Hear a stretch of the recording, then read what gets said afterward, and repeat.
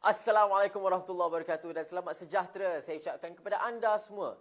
Selamat datang ke Bicara Nasional Pilihan Raya Negeri Johor. Saya Imanul Hizam selaku hos anda pada hari ini bersama-sama dengan saya, seorang susuk tubuh yang sungguh hebat lagi berwibawa. Tidak lain tidak bukan Datuk Lokman Nur Adam. Apa khabar Datuk? Baik, alhamdulillah. Masih Datuk kena datang Datuk Sama. Alhamdulillah. Datuk sempat menyelit masukkan masa beliau untuk hadir ke studio Komunikasi Barisan Nasional untuk sedikit masa dilampaukan untuk berbicara dan bersembanglah tu tentang apa-apa yang kita perlukan. So Tok, tadi dah makan ke belum Tok? Alhamdulillah. Selesai. Daripada mana tadi Tok? Dari Seri Gading. Seri Gading. Yeah. So masa itu akan pusing satu Johor lah. Ya. Yeah. Satu Johor untuk sampaikan maklumat-maklumat, fakta-fakta yang perlu rakyat Johor terutamanya tahu tentang maklumat-maklumat tersebut. So Tok, tanpa melengahkan masuklah Tok, nak kita masuk kepada perbincangan Boleh. kita Tok. Silakan. Baik, insya-Allah. So untuk pengetahuan semua, kita sekarang ni sedang dalam perjalanan pilihan raya negeri Johor yang di mana terdapat 56 kerusi DUN dan calon-calon Barisan Nasional bertanding di keseluruhan kerusi-kerusi tersebut. Yeah. Tetapi Tok, Ya. Kita walaupun Barisan Nasional tu sebagai satu parti gabungan yang ada komponen-komponen parti UMNO, MCA, MIC dan sebagainya, yang kita tak ada seat bertindih di antara UMNO, bertindih antara MIC, bertindih antara MCA, semua tak ada bertindih. Tapi itu ada di pihak sana Parti Pembangkang, Pakatan Harapan, PKR, Muda bertindih. Apa pandangan Tok tentang perkara tersebut? Assalamualaikum warahmatullahi wabarakatuh dan salam satu Malaysia. Pertama sekali saya merasakan bahawa pertembungan kali ini adalah pertembungan di antara Barisan Nasional menentang Pakatan Harapan, Pakatan Harapan 2.0, Pakatan Harapan 3.0, Pakatan Harapan 4.0. Pakatan Harapan ni masih lagi orang lama, di dalamnya ada DAP, di dalamnya ada amanah. Kan? Tapi kali ini PKR mengambil pendirian tak mau pakai. Tidak mau bersama dengan Pakatan Harapan. Tetapi pengalihan kursi dibuat di kalangan mereka untuk mengelakkan pertindihan. Tetapi alhamdulillah kita tengok makin bercelaru. Makin bercelaru. Ada di antara yang tempat yang ditandingi oleh PKR ditandingi juga oleh Muda. Ada tempat yang ditandingi oleh parti-parti di dalam PH, ada pula ditandingi oleh yang menyebabkan akhirnya mereka ni tidak mencapai satu kesefahaman seperti mana yang berjaya dicapai oleh Barisan Nasional. Betul. Walaupun peringkat awal BN di dalam parti BN ini tunjangnya UMNO. UMNO bercadang untuk bertanding di 42 kursi.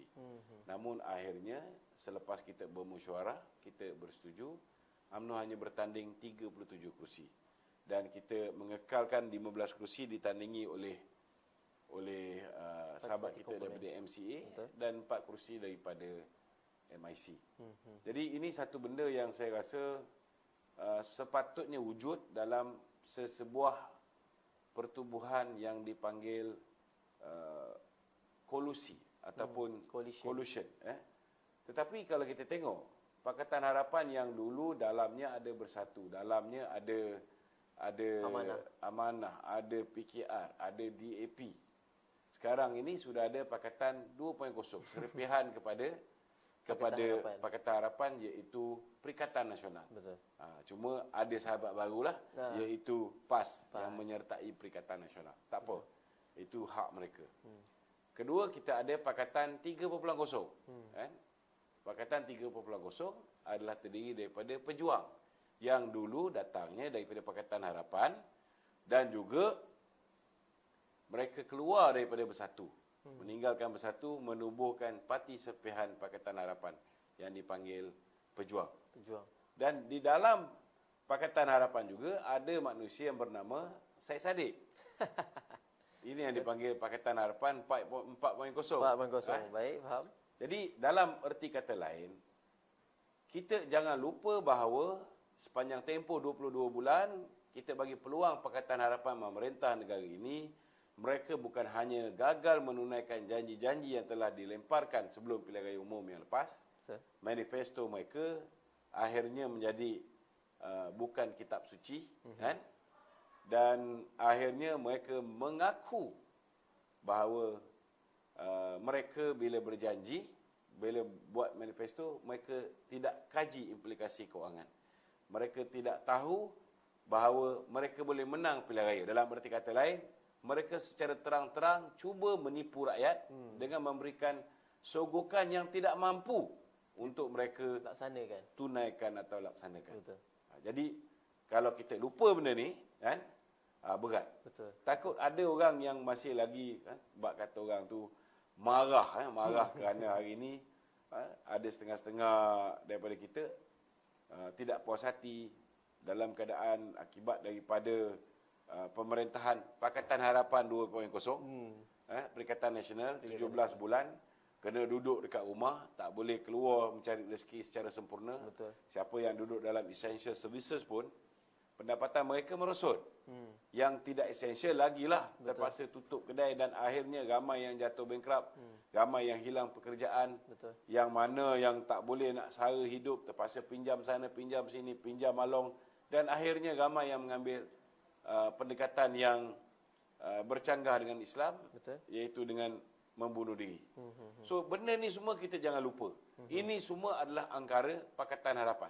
Betul. Kegagalan menunaikan janji, lockdown yang dilalui oleh rakyat, kita punya ekonomi merudum dengan dahsyatnya, mata wang kita merudum, bursa saham Kuala Lumpur merudum, pelaburan langsung asing kita, FDI kita lari. Ini semua disebabkan Pakatan Harapan dan parti-parti serpihan dia. Betul. Jadi kita kena sebakulkan mereka ni. Tak kira lah dia guna nama baru, dia kadang-kadang ni warna bila dia baru, dia dah tahu Pakatan Harapan ni orang dah palitkan dengan Parti Kencing Rakyat. Betul, betul. Kan? Bunyi tak sedap. Tapi kita kena faham bahawa inilah apa yang orang muda cakap. Betul. Kan? Kita kata bahasa kita menipu, tapi orang muda kencing. Kencing kan? Betul. So sehingga kan Presiden ataupun pengurusi Pakatan Harapan sendiri tak yakin nak guna lambang Pakatan Harapan. Betul. Betul. Sampai PKR menggunakan lambang dia sendiri.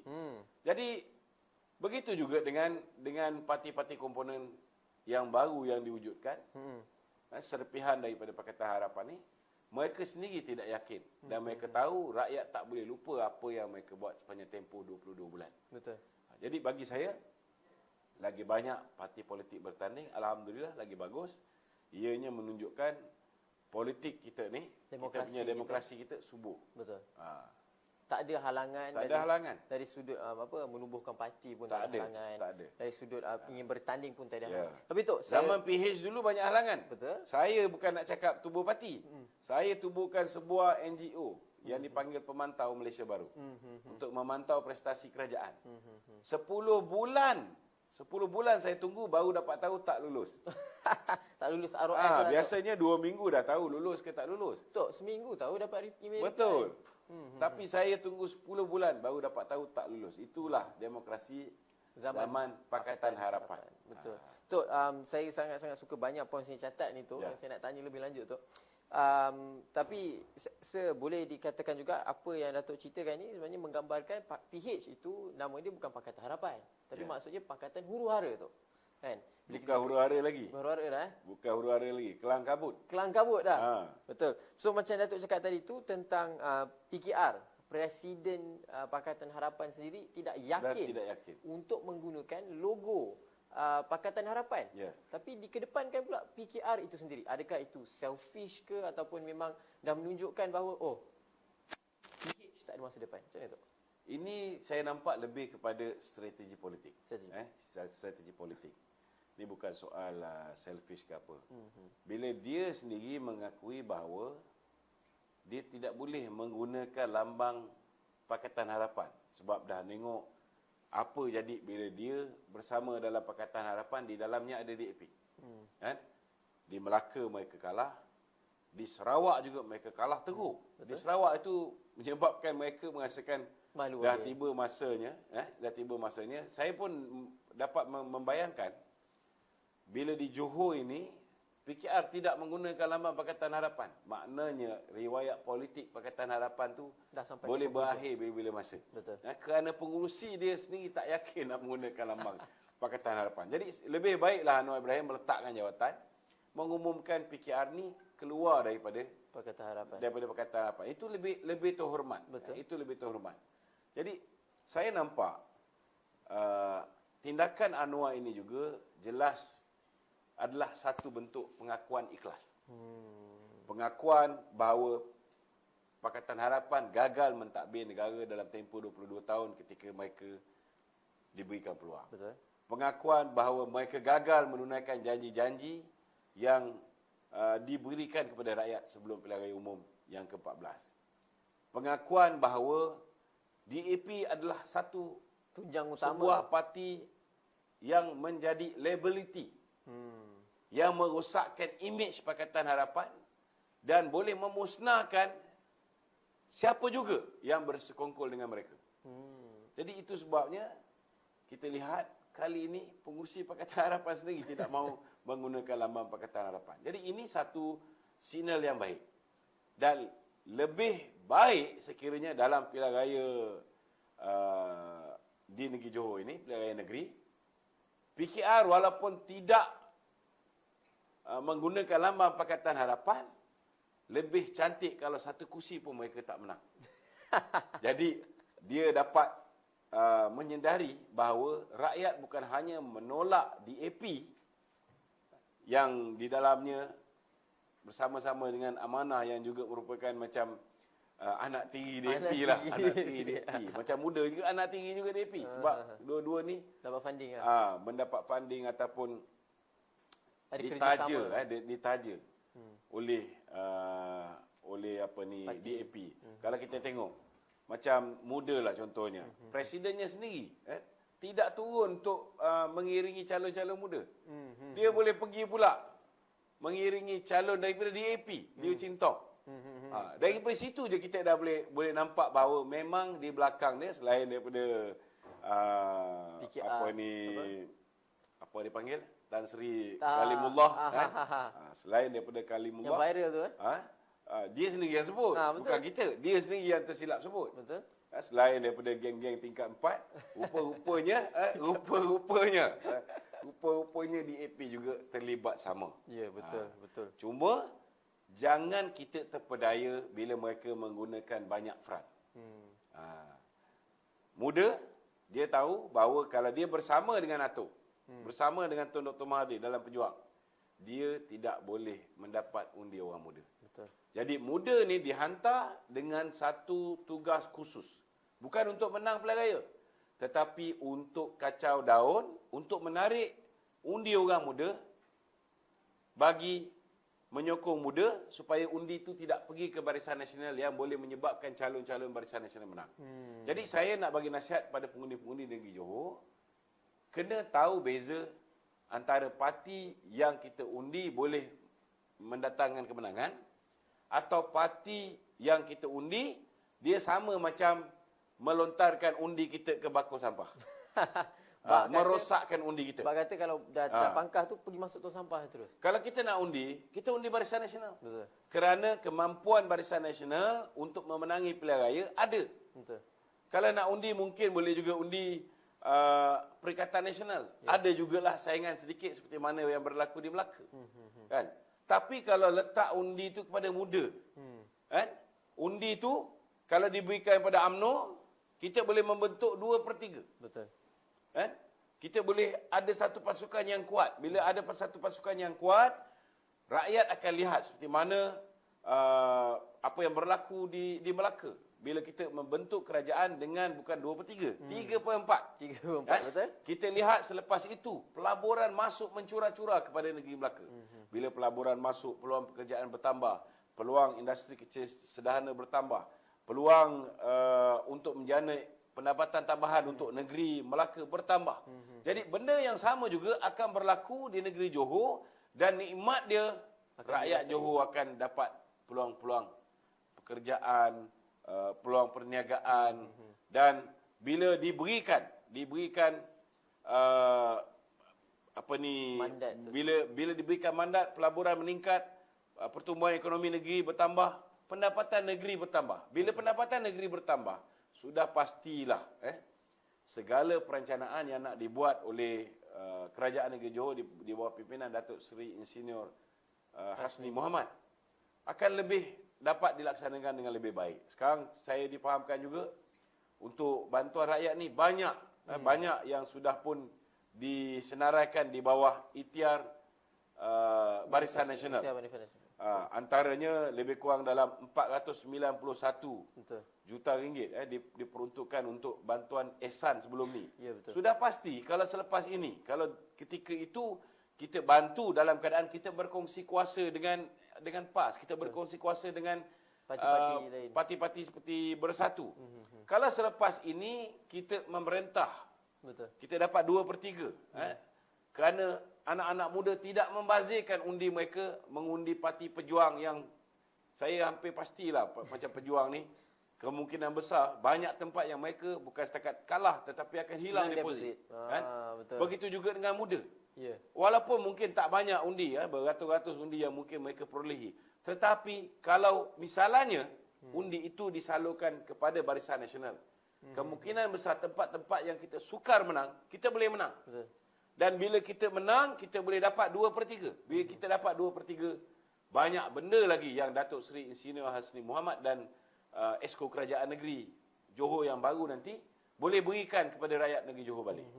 Ini penting. Betul. Ya. Betul. Saya rasa bila Datuk cakap tentang perkara tersebut, ia sebenarnya menunjukkan bahawa kestabilan masa depan itu penting dan hanyalah dengan memangkah Barisan Nasional perkara itu boleh tercapai. Betul. Tok, saya nak tanya juga Tok tentang perkara seperti yang Datuk sendiri cakap tadi, iaitu dari segi zaman PKP itu, zaman lockdown yang berterusan yang menyebabkan rakyat sendiri kepincangan, kehilangan punca rezeki, itu semua adalah disebabkan Perikatan Nasional. Betul. Macam mana tu? Yalah, kalau kita tengok bila mereka mengambil alih kerajaan melalui pintu belakang, mereka dihantar oleh Mahathir. Mahathir hantar Muhyiddin untuk keluar daripada Pakatan Harapan kerana tidak mahu Anwar Ibrahim menjadi Perdana Menteri. Betul. Sebab janji-janji Mahathir kepada Anwar peringkat awal setahun, lepas tu bertambah jadi 2 tahun. Bila dah dapat 2 tahun, dia nak 3 tahun. Itulah masalah dia. Itu masalahnya. Bila kita berpakat dengan orang yang tidak boleh dipercayai, kan? Memang akhirnya dia akan makan kita balik. Betul. Dan bila dia hantar Tan Sri Muhyiddin untuk bekerjasama dengan kita, dia hantar Azmin Ali untuk keluar daripada PKR bersama membentuk kerajaan yang dipanggil Perikatan Nasional.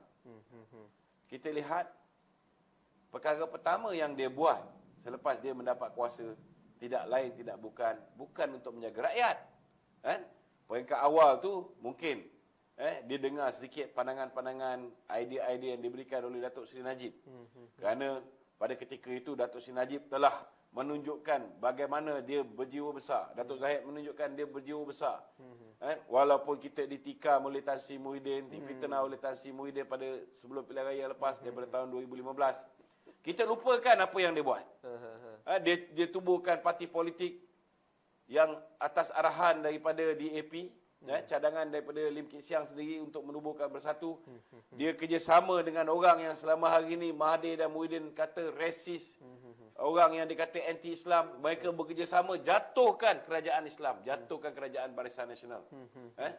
Jadi walaupun apa yang Muhyiddin buat, Datuk Seri Najib, Datuk Zahid, kepimpinan UMNO, MP UMNO, maafkan dia. Malah walaupun kita ada 42 kerusi, BN ada 42 kerusi. Betul. Kita bagi peluang kepada dia jadi Perdana Menteri. Betul. Kita bagi peluang dia jadi Perdana Menteri. Tetapi walaupun dia dah jadi Perdana Menteri, disebabkan ialah kemampuan untuk mentadbir itu tidak ada. Mula-mula tu dia dengar cadangan kita. Itu yang orang panggil dia abah sekejap. Kan? Bila kita cakap bagi Aisina, desak, last dia bagi. Betul. Kan? Kita cakap bila buat PKP ni, tolong pastikan, tolong pastikan bila rakyat tak dibenarkan keluar rumah, bagi bantuan. Kita ingat mungkin 3 bulan kena duduk rumah, bagi 600, okeylah juga. Memang takkan cukup. Betul. Memang takkan cukup. Betul. Tetapi setidak-tidaknya kerajaan ada beri sesuatu. Betul. Atas nasihat yang diberikan oleh kawan-kawan UMNO ni. Betul. Tetapi lepas tu, bukan setakat dia tak mendengar nasihat kita, malah pemimpin kita nak disumbat dalam penjara. Betul. Kan? Dan ketika itu dia mula buat pekak. Dia makin lama lockdown, bukan setakat lockdown, dia bertukar pula menjadi darurat. Betul. Kerana bila dia tengok rakan-rakan daripada UMNO dan merasa macam diri mereka ni dipergunakan, mereka dibuli, wang UMNO pun ditahan, duit UMNO ditahan. Kita tengok di Sabah pun macam mana mereka menikam belakang kita balik. Maka kita tengok mereka mula bimbang kita melakukan undi tidak percaya di parlimen. Dan bagi mengelakkan undi tidak percaya di parlimen, itu yang berlakunya kesengsaraan rakyat dengan pelaksanaan darurat. Darurat ini bukan hanya membolehkan dia mengelakkan ahli parlimen daripada pergi sidang parlimen. Kalau dia nak mengelak daripada dirinya dijatuhkan melalui proses undi tak percaya, dia buatlah darurat dekat kawasan parlimen saja. Tapi apa yang dia buat demi mengekalkan kuasa dia sebagai Perdana Menteri, tergamak dia membiarkan 3.2 juta rakyat Malaysia ikat perut. Sebahagian besarnya terpaksa berikat perut, terpaksa berhenti daripada keluar bekerja, mencari rezeki. Kan? Ada setengah-setengah tu kais pagi makan pagi, kais petang makan petang. Kalau tak pergi bawa taksi, tak pergi bawa Grab, macam mana nak hidup? Kan? Kalau mereka keluar pun, kalau orang lain tak dibenarkan keluar, siapa yang nak naik kereta dia orang? Betul. So benda ni semua akhirnya menyebabkan kesusahan mereka berlipat kali ganda. Betul. Peringkat awal mereka bersetuju memberikan moratorium. Itu pun cadangan Datuk Seri Najib juga. Betul. Kan? So mereka bagi moratorium. Tetapi kena ingat, selain daripada membayar sewa beli kereta, membayar pinjaman bank rakyat, contohnya nak kahwin, ada setengah-setengah kawan kita ni nak kahwin buat pinjam bank rakyat. Ini kita kena faham. Inilah kehidupan rakyat biasa.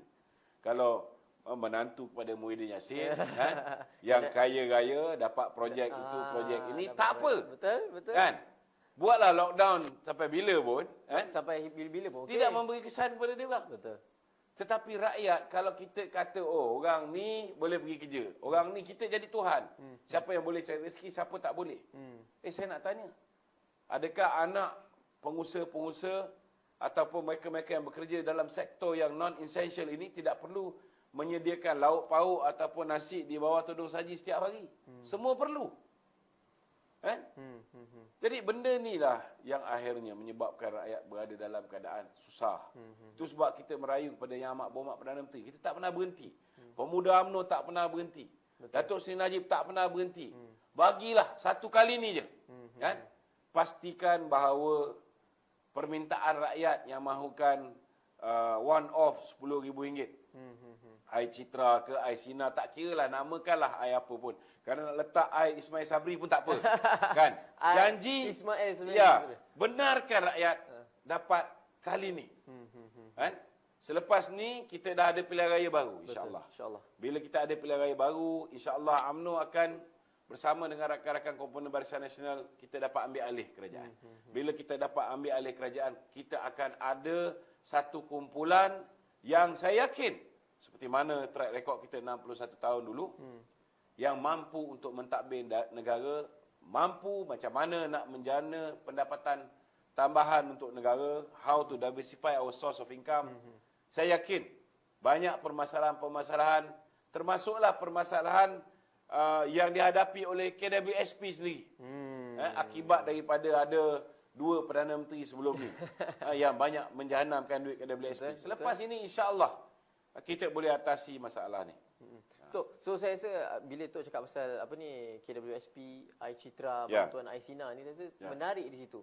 Nak menunjukkan ataupun nak tanya Tok macam tentang orang kata konsistensi lah bahasa Inggeris kan. Konsisten. Bahawa Barisan Nasional terutamanya UMNO daripada dulu sampailah ke sekarang, tidak kira siapakah pemimpinnya, peneraju utama kerajaan Malaysia ni, tetap UMNO Barisan Nasional memperjuangkan Air Citra. Betul tak? InsyaAllah. InsyaAllah. Betul. Baik Tok. So, cuma macam sekarang ni, kita kena faham jugalah, Datuk Seri Ismail Sabri sudah pasti bila beliau tiba-tiba dipersetujui oleh Bersatu sendiri untuk diangkat menjadi Perdana Menteri, pasti ada udang di sebalik mi. Kalau misalnya pada ketika itu Muhyiddin tidak menyokong Datuk Seri Ismail Sabri sebagai Perdana Menteri, maka ke bawah dulu tuanku tidak ada pilihan selain daripada membubarkan Parlimen. Kalau Parlimen dibubarkan, maka dengan kemarahan rakyat terhadap apa yang berlaku akibat daripada pemerintahan Pakatan Harapan dan kemudian disambung lagi 17 bulan oleh Perikatan Nasional, lagi meluap-luap kemarahan rakyat pada ketika itu, sudah pasti kita akan pukul bersih. BN akan menang lebih 2/3.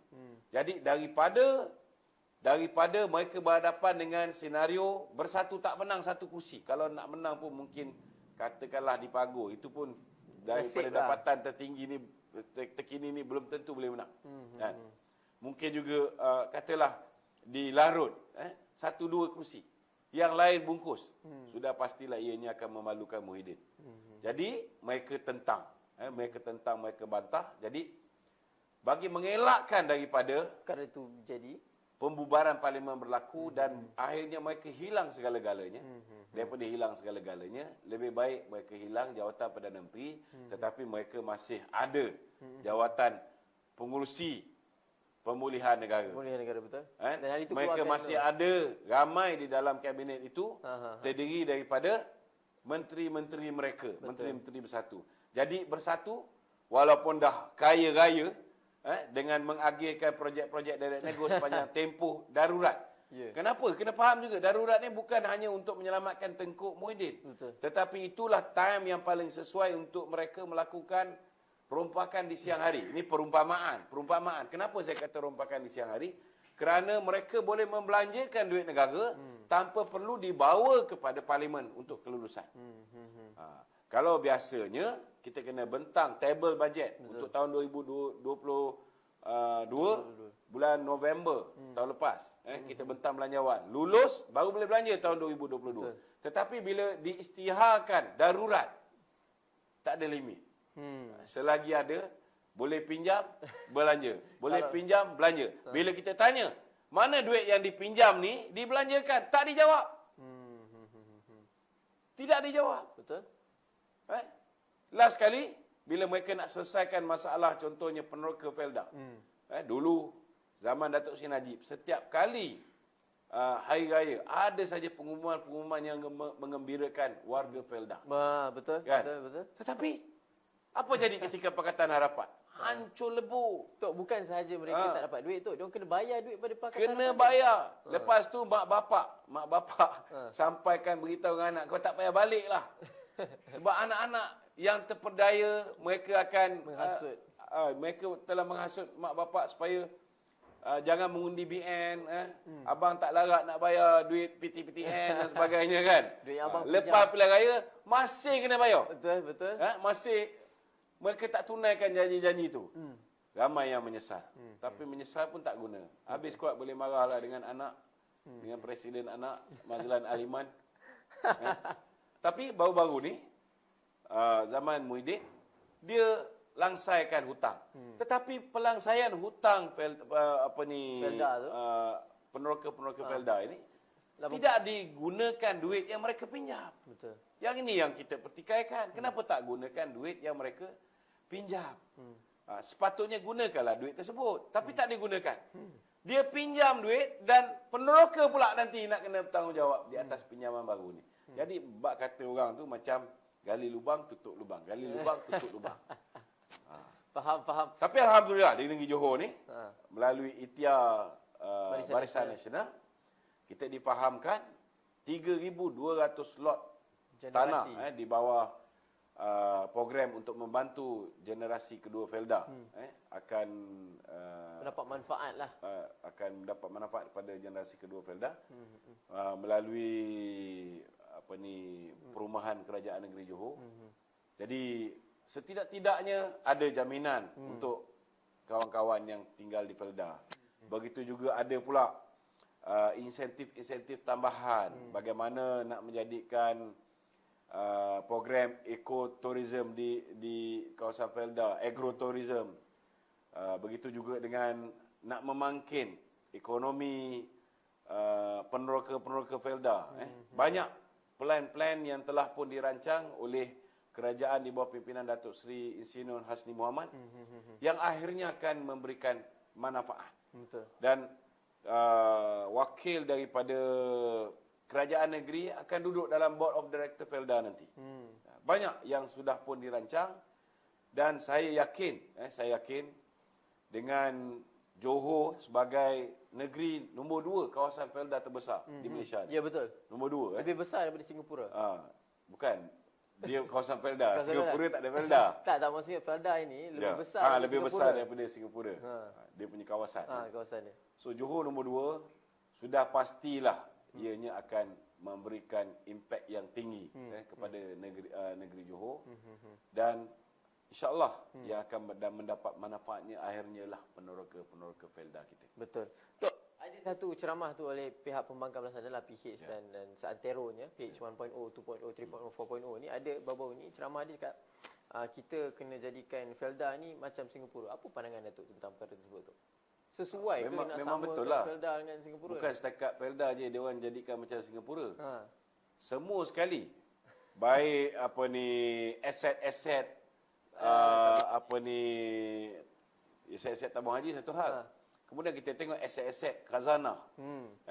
Aset-aset negara yang sebelum ini Datuk Seri Najib telah berjaya daripada jumlah sekitar dalam 37 bilion dia punya saiz, meningkat berlipat kali ganda nilai dia.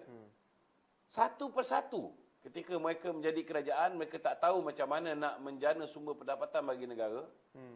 Buat pula GST, akibat daripada GST, hasil pendapatan tambahan sekitar 30 bilion setiap tahun di antara SST dengan GST. Betul. Contohnya SST dulu 2014, kutipan kita 18 bilion saja. 2017, kutipan kita lebih kurang dalam dekat 43.6 bilion. Beza dia tu dekat 26 bilion lebih. 26.3 bilion. Tetapi setiap tahun saiz ekonomi kita makin besar. Contohnya 2016 dengan 2017. Perbezaan pertambahan pendapatan daripada GST ni 3.9 bilion. 39 bilion. So kalau 2017 kita dapat 26.3 bilion hasil daripada GST, dia punya difference dua ni. Maknanya kalau 2018 masih diteruskan dengan GST, kita dah capai 30 bilion. Lagi besar saiz ekonomi kita tahun 2020, 2021, makin lama makin banyak duit yang negara hilang. Dan bila negara hilang duit ini, apa yang berlaku ialah bukan hanya janji-janji yang dibuat oleh Pakatan Harapan dan juga Pakatan Harapan 2.0, 3.0, 4.0 ni tak dapat ditunaikan. Tapi apa yang Datuk Seri Najib bagi dulu, apa yang BN dulu bagi, bantuan awal persekolahan, Alhamdulillah Johor sudah mengumumkan setiap anak yang pendapatan isi rumahnya RM3,000 hingga RM7,000. Kan? Akan mendapat RM150. Dulu kita bagi RM100. Johor lagi advance. Tambah RM150. Di dalam ikhtiar Barisan Nasional. Barisan Nasional ni naik RM150 satu orang anak. Satu orang. Saya ada 11 orang anak ni, untung. Alhamdulillah, nasib baik tu. Tapi anak yang belajar di sekolah rendah dengan sekolah menengah lah. Universiti tu cerita lain lah tu. Universiti cerita lain. Baik, insyaAllah. So, itu dia bila kita dengar tentang perkara tersebut. Felda ini satu benda yang saya rasa sangat-sangat penting dan dekat di hati Barisan Nasional tu. So, bila apa yang saya ketahui bahawa sebenarnya Barisan Nasional menyediakan satu manifesto khas untuk golongan Felda sendiri. Kerana Felda itu terletak di hati teras Barisan Nasional tu. Macam mana tu? Ada dengar manifesto Pakatan Harapan. Tu, jangan nak cakap manifesto tu. Calon MB pun tak ada. Calon MB pun tak ada. Tapi baguslah, dia orang ni tawaduk. Tawaduk. Macam mana tu? Dia dah tahu dia orang kalah. Kita tak apalah, tak ada calon MB sebab memang tak boleh pun. Dan dia orang pun kita tengok mereka tidak mengemukakan sebarang manifesto kerana mereka sedar bahawa kalau mereka mengemukakan manifesto dia, memang tak ada siapa yang akan percaya. Betul. Berbanding dengan Barisan Nasional. Betul. Barisan Nasional, saya masih ingat lagi, kita sepatutnya kita buat pilihan raya, pilihan raya yang ke-14. Ialah selepas Sukan C, kita menang Sukan C pada bulan 11. Patutnya lepas tu kita dah buat manifesto kita. Kita dah apa buat ni? Pilihan raya. Buat pilihan raya kita. Kan? Tetapi pasal ada beberapa perkara, antaranya ialah kita nak pastikan semua janji yang kita buat pada tahun 2013 tu telah kita laksanakan. Itu yang drag sampai bulan 5. Betul. Sampai penghabisan, sampai ke penghujung. Dan alhamdulillah, saya rasa UMNO BN adalah satu-satunya parti politik dalam dunia 2018 tu, kita berjaya menunaikan 99.6 ke 99.4%. Oh. Untuk manifesto Barisan Nasional untuk menunaikan manifesto 2013. Pilihan raya umum yang ke-13. Jadi itu maksudnya 99.6%. That is a lot tu. Almost 100%. Itu dah macam 100%. Mana ada parti politik dalam dunia ni yang tunaikan janji sedemikian rupa. Betul. Dan juga maksudnya Barisan Nasional ni ada dia punya own structure yang memastikan SOP itu berjalan. Betul. Maksudnya tak jadi perlu. kalau nak tengok manifesto, tak payahlah tengok manifesto orang lain. Sebab dia orang ni asal usul dia Pakatan Harapan. Pakatan Hancing. Jadi tak payah kita tengok. Betul. Don't waste your bloody time. Kan? Tengok apa yang ada di dalam manifesto Barisan Nasional. Kerana itulah yang bakal berlaku selepas pilihan raya negeri yang ke-15 ni. Kerana bila BN berjanji, walaupun kali ini kita menggunakan perkataan yang lebih lunak. Kita tak gunakan perkataan manifesto. Betul. Kita gunakan perkataan ikhtiar. Betul. Kan? Lebih lunak bunyi dia. Ikhtiar. Namun bila kita menyatakan kita mahu melakukan sesuatu, BN secara tradisinya kita menjanjikan sesuatu yang kita mampu laksanakan. Something which we can provide accomplish. Lah. Kita boleh jayakan. Betul, jadi kita tak perlu bimbang. Melihat manifesto BN itu umpama melihat belanjawan yang cuba diluluskan. Faham? Kalau misalnya manifesto BN ini diterima, ikhtiar Barisan Nasional ini diterima dengan rakyat negeri Johor mengundi Barisan Nasional, betul, maka sudah pastilah itu apa yang terdapat di dalam manifesto itu ataupun ikhtiar Johor BN, itu betul, akan dilaksanakan selepas pilihan raya umum, betul. insyaAllah. Saya rasa apa yang Datuk ceritakan tu saya simpulkan dengan kata-kata yang singkat, iaitu Barisan Nasional tidak hanya berjanji, tapi Barisan Nasional memberikan bukti. Betul tak? Betul. InsyaAllah, Tok. Jadi saya nak tanya pula, Tok, tentang dari segi manifesto kita ataupun ikhtiar Barisan Nasional kita pada kali ini ada lima ikhtiarnya. Yang pertama ialah kemajuan ekonomi, yang kedua kesejahteraan rakyat, yang ketiga orang muda Johor, yang keempat pentadbiran berintegriti, dan yang kelima reformasi politik. Saya rasa, Tok, dari segi ikhtiar ni dah cukup menyeluruh ataupun kata lain sungguh syumul lah. Dan apa pandangan Tok tentang lima-lima ikhtiar ni? Apa kepentingan dia, macam mana ataupun kenapa Barisan Nasional kedepankan lima-lima ni? Bagi saya kan, kalau kita tengok dalam banyak-banyak ni, yang saya amat menarik sekali ialah salah satu janji yang dibuat di dalam manifesto ini ialah kita akan memberikan kesaksamaan. Tak kiralah kamu parti apa pun yang memenangi pilihan raya yang akan datang ni, peruntukan untuk wakil rakyat akan diberikan secara sama rata. Ini jarang berlaku di negeri-negeri lain. Betul. Di bawah pemerintahan Datuk Sri Hasni sebelum ni, walaupun belum ada di dalam manifesto sebelum ni pun, tetapi dia dah laksanakan. Betul. Memang semua wakil rakyat, termasuklah wakil rakyat pembangkang, mereka dapat peruntukan ni. Jadi kita, bila benda ni berlaku, kita tak akan berhadapan dengan suasana di mana ada setengah-setengah wakil rakyat lari daripada menjalankan tugas dan tanggungjawab kepada rakyat. Alasan dia bagi, kita tak dapat peruntukan. Kita pun tahulah siapa yang selalu buat nada-nada sedih ni. Umpamanya orang macam Syed Saddiq. Kan? Buat video tu. Siap buat video. Orang lain semua mendapat peruntukan. Kan? Betul. Tetapi saya tak dapat. Habis orang lain semua sign CSA. Kenapa kamu tak sign? Betul tak? Betul. Anwar Ibrahim pun dapat. Betul. DAP pun dapat. Betul. Amanah pun dapat. Sebab mereka sign CSA. Anwar dapat bertaraf menteri pula tu. Ketua pembangkang bertaraf menteri. Tapi bila kamu mengambil pendirian, tidak mahu bekerja sama. Jangan salahkan orang yang nak memberi. Orang yang ni.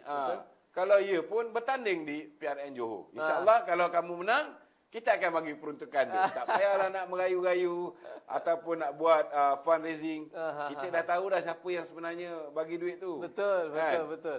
Saya yakin kalau dia buat fundraise pun, tak ramai orang yang akan berikan duit kepada dia. Betul. Tapi pasal dia dah ada godfather yang yang menghulur yang menghulur kan. So sekejap je, 1 jam 2 jam dah dapat banyak. Ini mainan-mainan yang dah lapuk lah. Mainan yang kotor juga. Kita dah biasa dengan benda ni. Jadi insya-Allah lah saya yakin manifesto yang dikemukakan semalam kan. InsyaAllah ada masa lagi kita boleh teliti dengan lebih mendalam satu persatu tu. Saya yakin itu adalah antara tawaran yang terbaik yang boleh diberikan oleh Kerajaan Negeri Johor yang mampu kita laksanakan. Kita kena ingat juga, mungkin kita tak boleh tawarkan bulan dan bintang. Betul. Selepas melihat manifesto ni sudah pasti akan ada counter offer. Kalau ada lagi lah orang yang terpedaya dengan counter offer daripada orang yang kita dah kenal pasti. Dan diorang pun dah mengaku. Mereka tak boleh nak tunaikan janji-janji ni. Betul. Contohnya dulu mereka kata mereka nak melaksanakan apa yang dipanggil sebagai penghapusan tol. Ya, betul. Selepas pilihan raya apa jadi? Tanya dengan ni calon menteri besar PKR. Mereka kata selepas ini kalau tol tak dihapuskan, datang jumpa saya, claim balik. Ada dapat? Saya tanya kawan-kawan yang pergi daripada KL tadi ada lalu Simpang Renggam. Ada lalu. Masih ada tiang tol tu. Masih ada tiang tol tu. Jadi saya nak beritahu, kalau ada orang terpedaya lagi, tolong ingat, mereka menjanjikan nak menghapuskan tol. BN pada ketika di penghujung, betul. Sebelum 9 hari bulan tu, 8 hari bulan. Sebelum 9 hari bulan mengundi kan. 8 hari bulan malam tu Datuk Seri Najib boleh je mengumumkan. Kita tengok macam tak berapa okey kan. Kita boleh umum tol dihapuskan. Tapi kalau kita umum tol dihapuskan, apa jadi? Nak hapuskan tol, belanja yang diperlukan 380 bilion ringgit. Datuk Seri Najib 9 hari bulan tu dia tinggalkan kerajaan pada Tun Dr. Mahathir. Kita punya Reserve Bank negara ni 435 bilion boleh menampung 7 hingga 8 bulan import tertangguh. Maknanya kalau nak tunaikan satu janji daripada 60 janji Pakatan Harapan ni, kita punya Reserve Bank negara pun habis. Habis, tak boleh nak bayar import tertangguh. Kalau nak terima, kita cuba fikir dengan dari segi logik akal. Rasional. Kita gunakan otak kita yang rasional. Orang muda memang jiwa dia rebellious. Dia nak yang terbaik untuk diri dia. Dia nak keadilan. Dia tak nak orang paksa dia untuk mengambil vaksin. Kerja kerajaan kena sediakan vaksin. Tetapi jangan paksa dia ambil. Apatah lagi kalau lepas ambil yang pertama, kedua, disuruh pula ambil booster. Bila ambil booster ni, orang yang kena AEFI tu makin meningkat. Orang yang sihat pun ada sengal-sengal. Setidak-tidaknya sengal-sengal badan. Ada yang muka herut dan sebagainya. Itu tak apalah. Itu dah kira berat dah tu. Kan? Tapi setidak-tidaknya terasa dia punya ni. Tiba-tiba kita nak mengadakan undang-undang polisi-polisi yang menyebabkan orang muda lagi marah. Betul lah? Betul. Jadi benda ni juga memberikan kesan. Itu sebab benda ni kena diteliti. Dan saya ucap terima kasih pada pihak kerajaan kerana menangguhkan. Kalau tidak, hari semalam, siapa yang ambil Sinovac, ambil Sinovac, dia tak ambil booster, dah jadi putih balik. Tak fully vaccinated. Jadi, orang-orang muda, benda-benda macam ni, dia very particular. Betul. Tapi jangan lupa. Mereka berjanji, mereka nak hapuskan tol. Lepas pilihan raya, mereka kata bila kita berjanji, kita tidak pernah mengkaji implikasi kewangan. So, kalau orang yang dia nak menjanjikan sesuatu, dia tak kaji implikasi kewangan. Orang ini bertanggungjawab ke tidak? Dia tidak bertanggungjawab. Betul. Tetapi lebih menyedihkan bila mereka mengatakan, bila kami berjanji, kami tak sangka kami akan menang. Ya, tu itu paling besar. Itu adalah satu jawapan yang cukup jelas bahawa mereka ni penipu besar. Penipu besar. Macam mana? Ini saya berani jamin bahawa mereka tahu implikasi kewangan dia. Sebab bapa tol negara ialah Tuan Dr. Mahathir. Dialah orang. Betul tak? Betul? Sistem perswastaan negara ini siapa yang mulakan? Siapa yang menswastakan pelaksanaan lebuh raya? Betul. Datuk Seri Najib buat lebuh raya Pen Borneo. Daripada Sabah ke Sarawak, Brunei pun lalu. Ada kita kenakan tol? Tak ada. Lebuh raya daripada Kuala Kerai pergi ke Kuala Lipis, ada tol? Tak ada. Betul tak? Betul. Yang ada tol ni semua lebuh raya peninggalan Tun Dr. Mahathir. Betul. Mungkin ada lebuh raya Pantai Timur. Diselesaikan zaman Pak Lah. Ya, tetapi betul. Dimulakan oleh Tun Dr. Mahathir. Betul. Perjanjian itu kena ikut. Perjanjian berat sebelah akibat daripada apa yang dipersetujui oleh Tun Dr. Mahathir. Kita yang menerima pada dia. Jadi kita tengok. Kalau orang muda masih nak percaya dengan janji-janji ni, saya masya-Allah tak cukup. Saya cakap terus terang, orang muda ni orang ramai yang berpelajaran. Even though some of them are not well educated. Betul. They never went to Oxford. Ya. Tetapi ramai di antara mereka ini bijaksana. Dia hands on. Dia tahu semua maklumat di ujung jari. Yang belajar SPM tak lepas pun, mereka tahu semua benda. Jadi janganlah termakan dengan janji-janji sekali lagi. Betul. Cukuplah. Kita orang muda, kita kena pastikan bahawa kita kena berikan imej yang baik kepada orang muda. Hari ini kita kena pastikan orang muda ni, bila dia buat keputusan menggunakan akal. Betul. Bukan menggunakan emosi. Jadi kalau kali ni orang muda menunjukkan mereka mengundi menggunakan akal, mereka tidak lagi menerima janji bulan dan bintang yang tak mungkin dapat ditunaikan. Maka ini syarat yang jelas bahawa kita sudah bersedia untuk pilihan raya umum yang ke-15 insya-Allah. Insya-Allah, Tok. Insya-Allah. Ya Allah, Tok, saya rasa bila Datuk cakap cerita macam tu, Tok, saya terfikir Tok lagi satu perkara yang mungkin saya nak Datuk ulaskan sedikit, iaitu berkenaan dengan muda tu, Tok. Bila kita cakap pasal muda dan kita tengok di PRN Johor ni, muda ataupun calon-calon muda semua bertanding di tempat-tempat yang mana majoritinya kebanyakan adalah pengundi umur 18 tahun sehingga 25 tahun. Ya. So adakah muda sebenarnya parti untuk orang muda saja, parti yang akan meninggalkan kepentingan golongan-golongan lain dan sebagainya, macam mana tu? Dia macam ni. Muda ni dia adalah sebuah parti yang diarahkan oleh Tun Dr. Mahathir untuk Syed Saddiq tubuhkan untuk cater kekangan generasi Tun Dr. Mahathir itu untuk mendapat sokongan orang muda. Kan? Kalau misalnya dalam pilihan raya yang akan datang, kan? Mereka ada 10 kursi pejuang, contohnya lah. Contohnya, memang tak akan dapat lah. Syed Saddiq dapat 5 kursi. Maka harapan mereka selepas pilihan raya, muda akhirnya bersatu bersama dengan DAP, bersama dengan PKR, bersama dengan Amanah, mereka kembali bersatu, menyatu dan membentuk kerajaan Pakatan Harapan juga akhirnya. Ataupun mereka boleh mengubah nama menjadi Pakatan Tak Boleh Diharap. Terpulangnya. Kali ini persoalan dia, orang muda, kita kena ingat. Kita generasi yang masih lagi belum rosak. Betul. Orang muda adalah generasi yang belum korup. Orang muda adalah generasi yang masih penuh dengan integriti. Mereka masih bersih, masih baru lepas di bangku sekolah, penuh dengan idealisme, perjuangan, semangat nak melihat kebenaran ditegakkan, semangat nak melihat keadilan. Jangan sesekali undi parti yang ikon dia, ikon anak muda yang rosak. Syed Saddiq adalah ikon anak muda yang paling korup dalam sejarah Malaysia. Tak pernah ada seorang anak muda baru usia 20 lebih kita angkat menjadi Menteri Belia dan Sukan. Bila dia jadi Menteri Belia dan Sukan, apa dia buat? Perkara pertama, selain daripada main dekat dalam PlayStation, kat dalam pejabat dia, itu tak apalah. Itu orang muda punya hal. Kita boleh terima. Tetapi duit yang patut disalurkan kepada pertubuhan belia, tak sepatutnya pergi ke akaun BSN dia. Betul. Kan?